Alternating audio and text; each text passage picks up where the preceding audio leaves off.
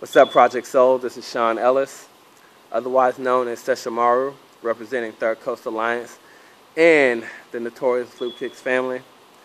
And I just wanted to let y'all know that I appreciate the happy birthday wishes. Yes, I am officially 30 years old, and I'm still going strong, still, playing the trick just as hard as I usually do. But today I wanted to share with you some very, very important methods into improving yourself, okay?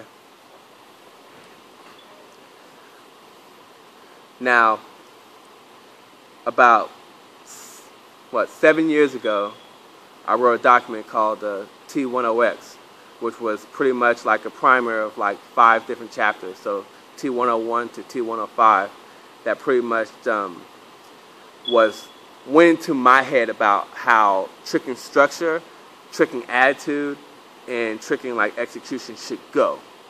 And once again, I was young, so I was thinking more towards like a very, very like extreme notion of like, go hard or go home. It was very, very particular about doing things that were difficult by scale, but not necessarily by technicality. I push scaling more than technicality. But a couple of days after writing that document, I actually started studying, Manny Brown. And Manny Brown, this guy was ahead of his time. And I still believe that Manny is still ahead of his time. If he were to come to a gathering and throw some stuff down, he would still be throwing things that no one could do, still. But basically what I did notice was there were some things that Manny did that wasn't always very difficult. It was a move that I could do, a move that a beginner could do, but the way he would do it was either so clean or with so much control, or it just something about it, like that little extra, that hidden spice, like like how you might, go to a restaurant and they have like a secret sauce and no one knows what it is, but it just makes everything better. It's that. It's like Manny Brown had like a little secret, little essence that he kind of was putting on certain stuff that was simple, but it would make it appear so much better than what the skill tells you by scale. So I was kind of like, well, perhaps what I was saying in T101 and T102 about like, you have to incrementally always try to make your combos more and more difficult by scale. Like if you were doing V-twist, mid-leg hook into side swipe, and you have that pretty well, and you learn how to snap and swipe like a couple of days later, it's your responsibility. It is something that you don't have any real choice. Everyone is going to be expecting you to go mid-leg or butterfly twist, mid-leg hook into snappy swipe because you've landed snappy swipe before. And if you land that, and let's say later on you learn double butterfly twist, then it's your responsibility to do double butterfly twist, hook, snappy swipe, or butterfly twist, mid-leg hook, snappy swipe into double butterfly twist or something ridiculous, But it was like, that's how pretty much like how T101 was going. It was all about, you go hard or you go home. Like if you're not, it's almost like if you're not risking bodily harm, then you're not tricking how you should, And that's how I thought, like being young, But once again, going back to Manny, I was kind of like, well, maybe what I said was, was a lie. Maybe it wasn't accurate. Maybe that wasn't true. Is it possible to make embellishments on things that are simple, but do them in such a way where the embellishments are made and the arrangement is so well thought out that it becomes harder technically over something that might be really impressive scale-wise, like when it comes to like Class A, Class B, Class C, Class D, all that stuff. So I really started pursuing that, and that's when I made the sampler called 5 Year Eve, and that sampler was really, really important for those who haven't seen it. That sampler was really important. It was short. It didn't have a gigantic, crazy intro. It was just music. The tricks faded in, and it went all the way until the tricks faded out, and that was it. And it was maybe like a minute and 15 seconds. It wasn't long. It was super short, but it was the start of a new exploration for me. And pretty much why I called it 5 Year Eve was, one, it was the name of the song that was playing, was 5 Year Eve by Elias and Tarzier. And two, it was a 5-year venture. It was the beginning of a 5-year venture, saying that, hey, it's 2000, when was it? It was 2000, I want to say 2007 when I made 5 Year Eve. So I was saying, in 5 years, which is now, 2012, I'm going to be done making this venture into doing things that are extremely simple, but like in a methodical way, and making embellishments to make them crazy, crazy hard. And I'm pretty much here to let you know that that I believe that this, for now, I mean, later on something else might come up, or I might stumble across another idea that might be better than this. But for now, I believe that this is like the optimal way to trick, is the way that I'm about to present it to you. All right?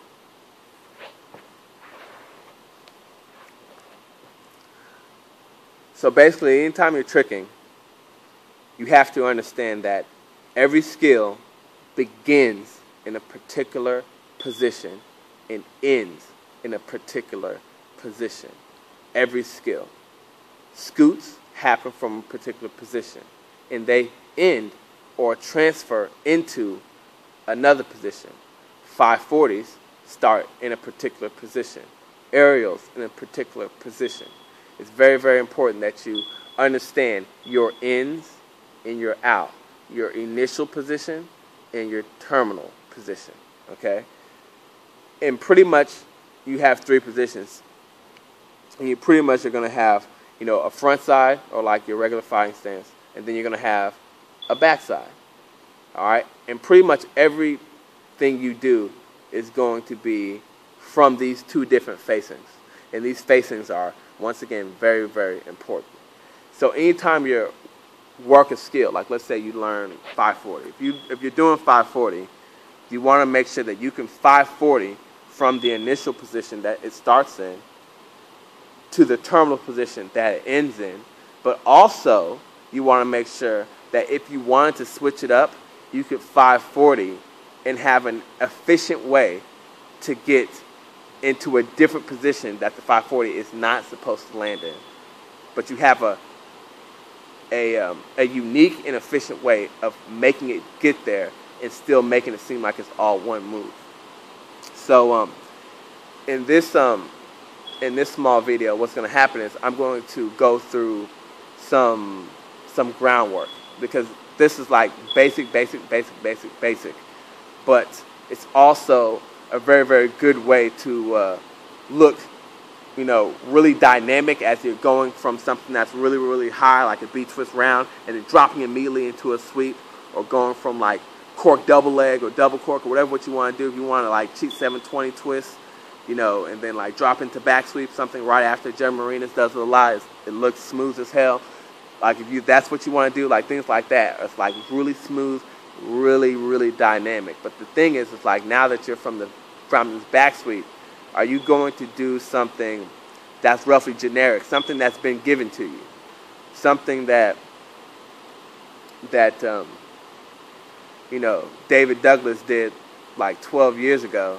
Are you just going to regurgitate that and then just add some new school stuff to it and make it seem like, oh yeah, you know, I came up with something completely different?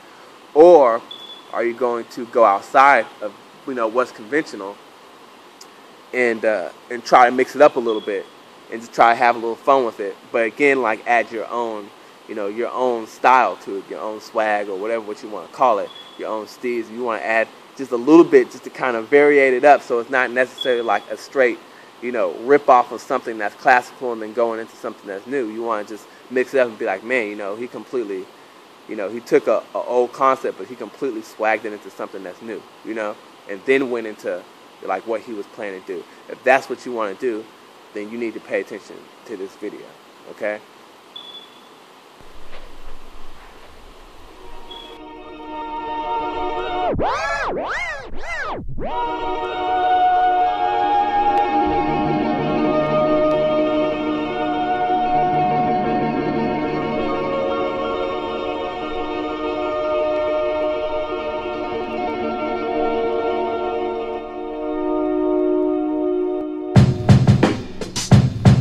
Yeah.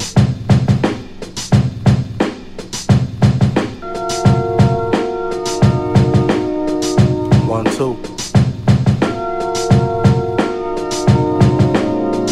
It's the colors, man.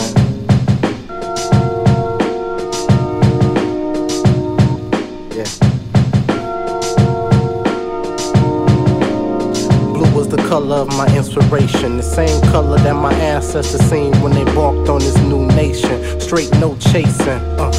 Monk man, steady hand flow, get steady hand though. Green be the main thing that we live by and die for. To quickly separate the rich from the poor, make a fully dressed woman strip down to the core. Gotta get that color, cause when it rains and pours, whole green means safe. So your times get cold, but on another note, green from the owl means soul. So much influence, divine sound, Steve Wonder, Mount Clares, and the great James Brown. Round cuties in my inner circle. I could relate to Nas when he spoke about the color purple.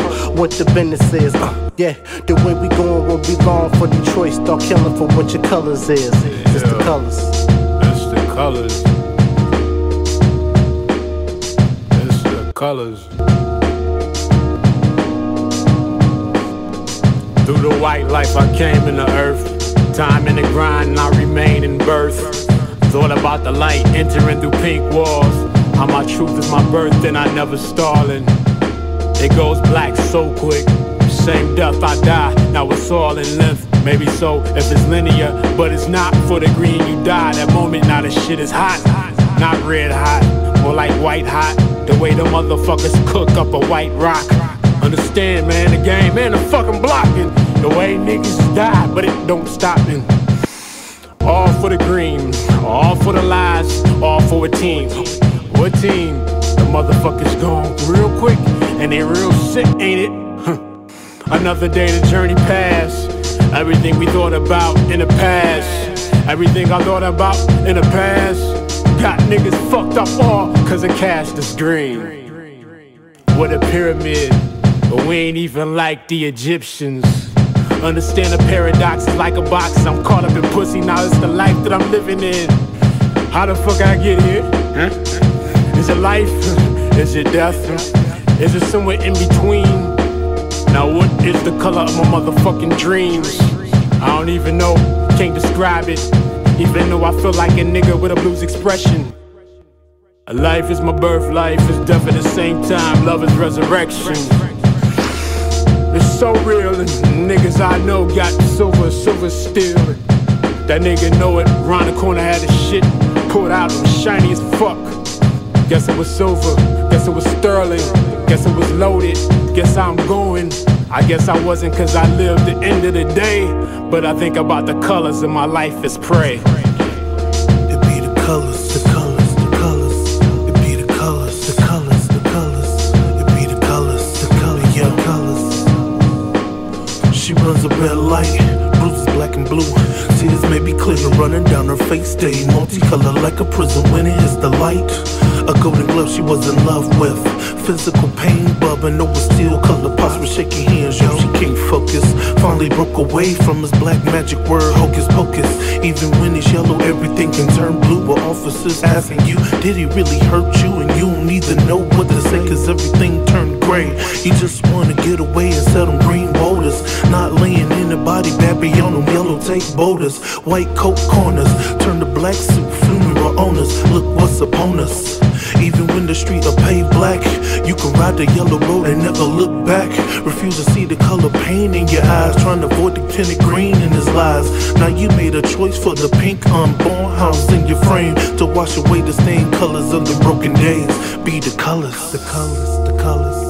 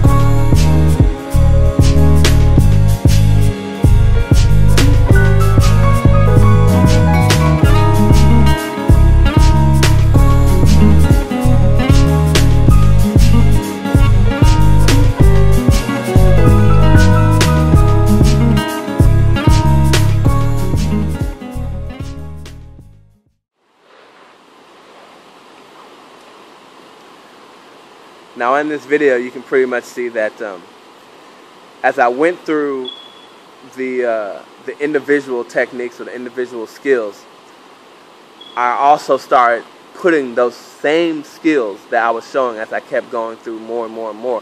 I started using them in conjunction with the other things that I've showed you already, okay?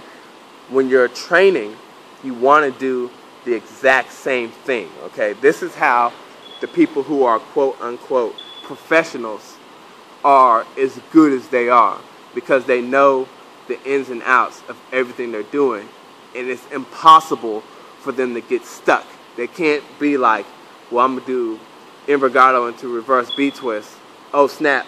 Like, I'm almost outside of the ring, or I almost, swung, right off the stage. My combo's ruined.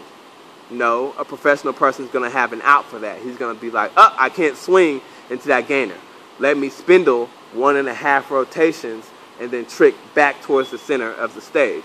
That's what professionals do. They find out ways to make things that didn't quite go to plan immediately go into something that's in contingency, so that you or the audience won't even be able to tell, or even the judges won't even be able to tell that it was intentional. And if you realize that it's intentional, that it was like, man, he did mess up and he saved it, and seeing the way that it was saved, or the way that the whole trick or combo was salvaged, you still have to applaud that, because the flow wasn't broken and he still finished his combo strong. You can't even be like, oh, he messed up and he didn't do what he was planning to do. You would just be like, man, he salvaged that really well. He didn't break stride at all. And some people would think like, that's not cool, that's not what's up. But that's genius, actually.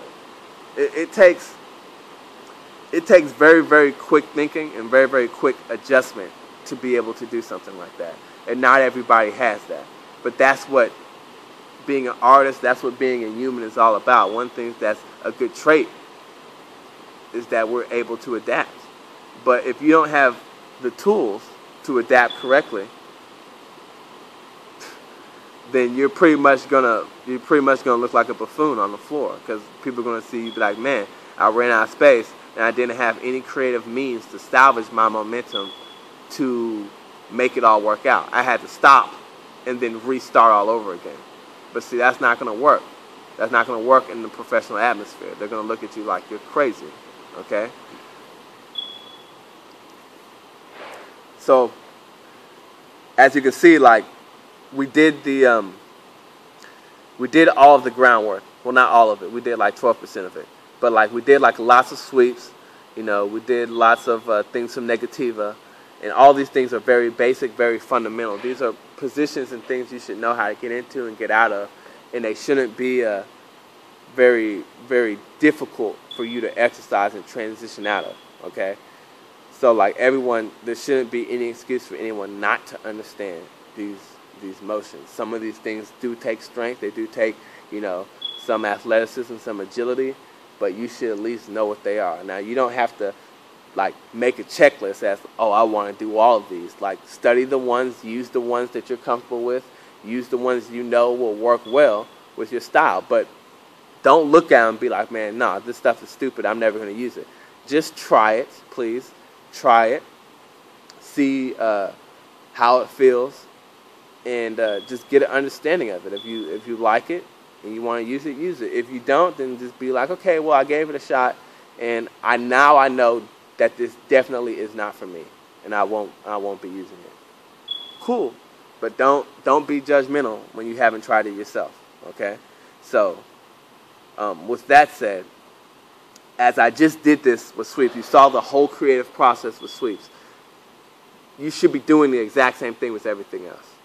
With your 540s, your tornado kicks, with every trick you have, you should be putting them together in so many different ways, okay? Just because you do side swipe does not mean you have to touchdown raise afterwards. Just because you do cheat 9 does not mean you have to hook afterwards. Just because you do a pop 3 does not mean you have to double leg. Like, one thing that Ryan Renfrew used to do that I always liked, he would go pop 3 to pop 7. Just building blocks, but it was dope, and it was different because for a long time a lot of people was like doing the Hans Wickling. They were going like pop 3 to double leg. They were doing that all the time. But nah, Ryan was like, you know what I'm gonna do? I'm gonna pop 7. Pop 3 to pop 7. And I was kind of like, when I saw that, I was kind of like, hey, you know, that was pretty dope, and it was hella clean, you know. And it's things like that, the subtle switch ups, which are the things that's like a gift when you see them. Because people would be like, oh man, you know, I thought this was coming. I thought this was coming for sure. But instead, this happened. And now that I'm no longer, and now that what I'm expecting isn't happening, everything is a surprise. Everything is a surprise. Because once you're a step behind, it takes a while for you to be like, oh, what was that? And then like everything else that happens so fast, it becomes more astonishing when it does happen. So that's kind of like the penalty of the curse for being generic. That's the curse for using, you know, scoot too much in a generic sense. For being like, you know, whatever, doing like scoot, cork, land, scoot, double full, swing, gang, switch, swing, cork, swipe, scoot. It's like every single time you scoot, we know what's coming. You're most likely going to flip. Like, have people done scoots in the cheat tricks? Yes. But when a flip has already been entered into the equation and then you scoot, I'm pretty sure you're going to flip again. Like, most likely if someone goes,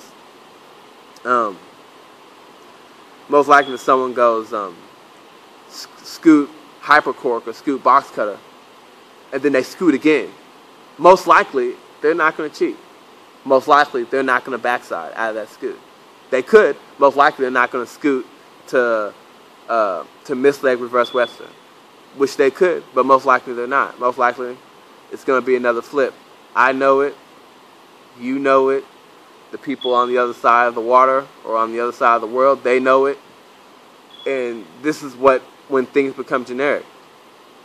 Not everyone should know what you're about to do before you do it. They shouldn't have a clue. So things about about what I'm trying to show you, or how to think about your tricking, or how you put your things together, are things to keep the people who are watching, keep the audience guessing. Because if they know what's about to happen, then they're going to be less astonished by it happening. So it's not like, oh, you know, he did something that was mad easy. That's what he did. The thing that makes it amazing is I did not expect that. I didn't expect that. And that's what makes it amazing. That's the difference. Like, wow, like that really caught me by surprise. And because that caught me by surprise, while I'm in like shock mode, he's still going, and all this stuff is happening so fast now because I'm still shocked and I'm not really fully comprehending what's happening next. I'm so shocked that everything's happening so fast, it is starting to appear crazy. Even though, in reality, it's actually not that hard. It's actually not that hard. And that's the thing. You can judge it by, well, by scale, you know, double backflips harder than backflip. But if this dude is doing a backflip, you know, from something ridiculous or out of something ridiculous, can it be more impressive than a double backflip? Hell yeah. Hell yeah it can. Hell yeah. And that's something that, once again, when I made, you know, T10X or the Tricking Bible, when I made that, that's something that I didn't exactly note on. But it's something that I learned really, really quickly afterwards. And I've just been on a crusade trying to get other people to understand as well. That you don't have to, that the right decision might not always be the harder move when it comes to winning, or it comes to expressing yourself. Sometimes the answer can be really, really simple. Very, very simple. And I just want y'all to think about that. Deuces.